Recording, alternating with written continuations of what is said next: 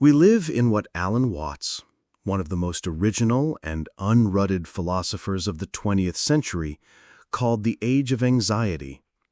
Look around, and you'll find that a profound sense of insecurity underlies much of our modern existence. We pursue progress, dream of tomorrow, and believe success will bring us lasting riches and contentment that can never be taken away. Yet deep down, many of us feel that life is a brief flicker of time, full of chaos and pain. This feeling persists even as science and industry advance, increasing the tempo and the violence of living.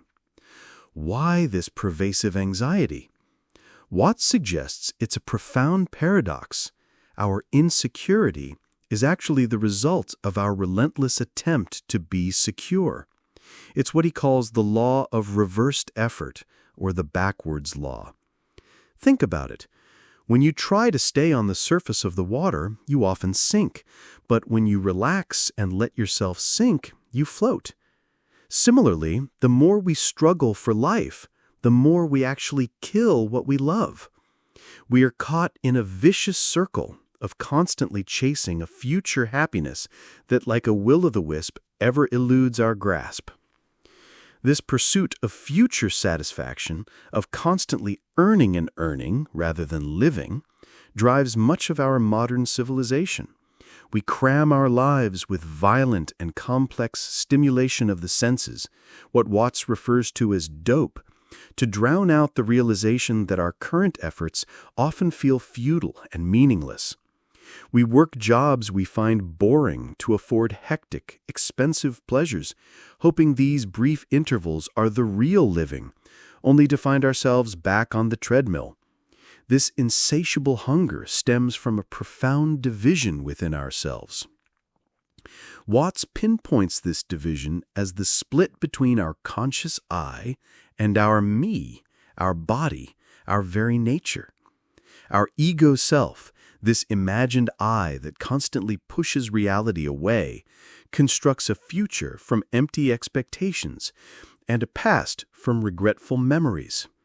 It is this I that tries to make sense of life by fixing the flux of experience, by categorizing and defining everything. But thoughts, ideas, and words are merely coins for real things. They are not the things themselves. To confuse the map with the territory, the word water with actual water, is to condemn ourselves to perpetual frustration. We hunger for the perpetuity of something that never existed. So, what is the way out of this self-made trap? Watts tells us we need a complete revolution in our ordinary ways of thinking and feeling. We don't need action yet. We need awareness.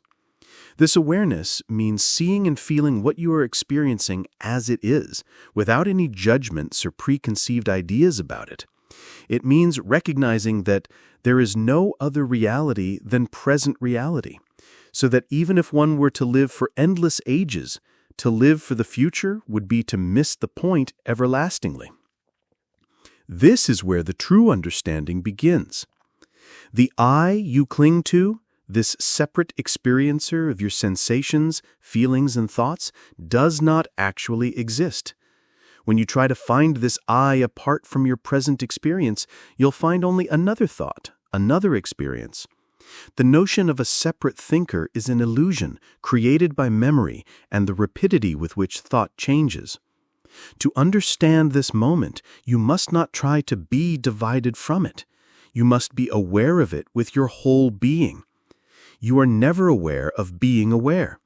You are never able to separate the thinker from the thought, the knower from the known.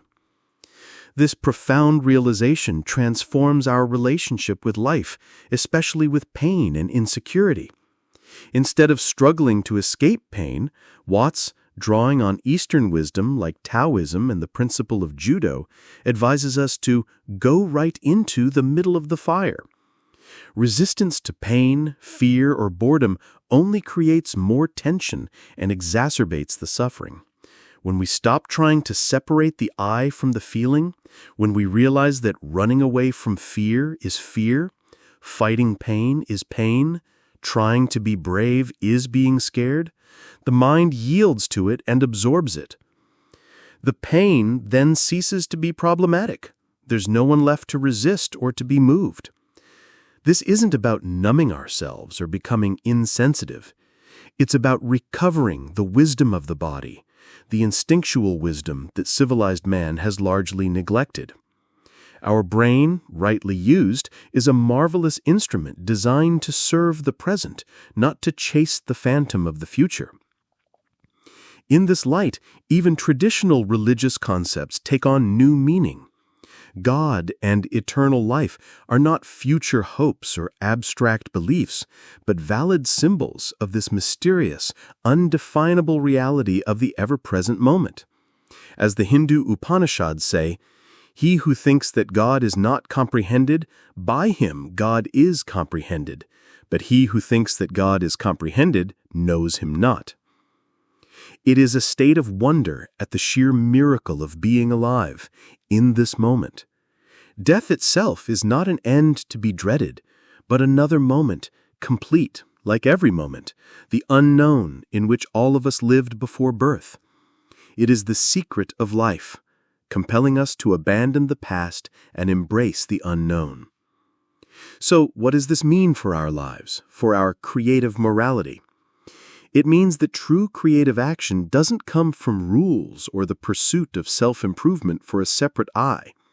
It comes from realizing that we have no separate self to love or to save.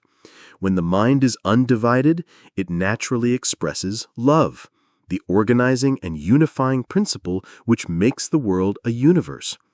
We are not trying to become something. We are simply being, fully present, completely interested in the world around us, because in that awareness we are the world. This is not a discipline to practice or a technique to master. It is simply an experiment in being aware of this present experience and realizing that you can neither define it nor divide yourself from it.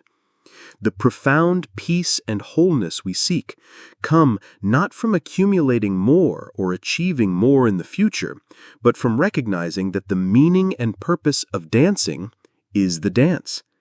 Like music, life is fulfilled in each moment of its course. To be at this moment is pure miracle. This is the simple yet revolutionary truth.